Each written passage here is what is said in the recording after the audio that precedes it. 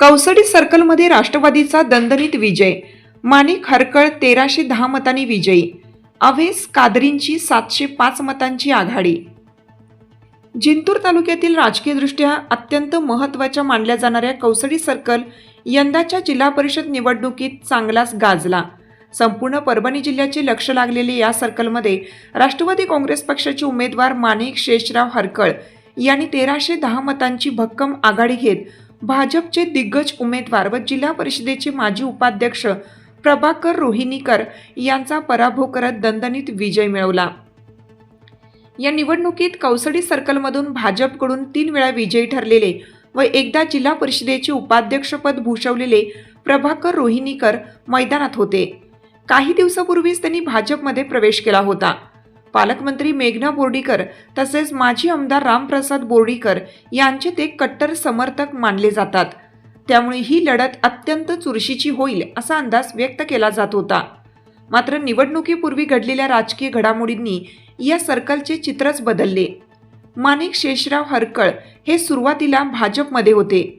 भाजपकडून उमेदवारी मिळावी यासाठी त्यांनी प्रयत्न केले, परंतु कौसडी सर्कलमधून उमेदवारी प्रभाकर रोहिणीकर यांना दिल्याने माणिक हरकळ यांनी भाजपला सोडचिठ्ठी दिली. उमेदवारी अर्ज दाखल करण्याच्या शेवटच्या दिवशी त्यांनी राष्ट्रवादी काँग्रेस पक्षात प्रवेश करत एबी फॉर्म घेऊन अर्ज दाखल केला आणि येथूनच राजकीय समीकरणे बदलू लागली. प्रचारादरम्यान माणिक हरकळ यांनी संपूर्ण सर्कल अक्षरशः पिंजून काढले. सर्व समाज घटकांना सोबत घेत सामान्य कार्यकर्त्यांना विश्वासात घेऊन घराघरात पोहोचत त्यांनी प्रचार केला. त्यांच्या प्रेमळ स्वभावाला आणि विकासाची स्पष्ट जिद्द दाखवणाऱ्या नेतृत्वाला मतदारांनी भरभरून प्रतिसाद दिला.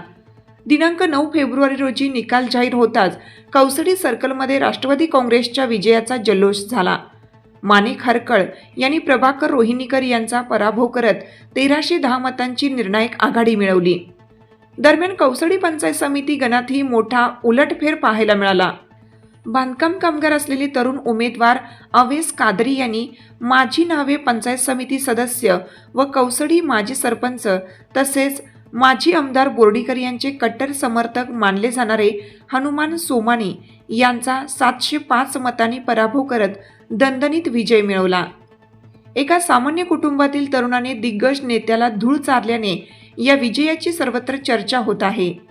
या दोन्ही विजयामागे सर्वसामान्य कार्यकर्त्यांची अथक मेहनत, माणिक हरकळ यांचा सर्वांना सोबत घेऊन चालणारा नेतृत्व गुण तसेच विकासासाठी असलेली तळमळ ही प्रमुख कारणे असल्याची चर्चा कौसडी परिसरात रंगली आहे. या विजयात माणिक हरकळ यांचे बंधू बाळासाहेब हरकळ यांची भूमिका महत्त्वाची ठरली असून त्यांना या विजयाचे किंग मेकर मानले जात आहे. या निवडणुकीत कौसडी सर्कलमधून अनेक दिग्गज नेत्यांना पराभव पत्करावा लागला असून बदलाची लाट स्पष्टपणे दिसून आली आहे. आता येणाऱ्या काळात या सर्कलमध्ये ठोस विकास कामे होतील अशी अपेक्षा कौसडी सर्कलमधील जनतेकडून व्यक्त केली जात आहे.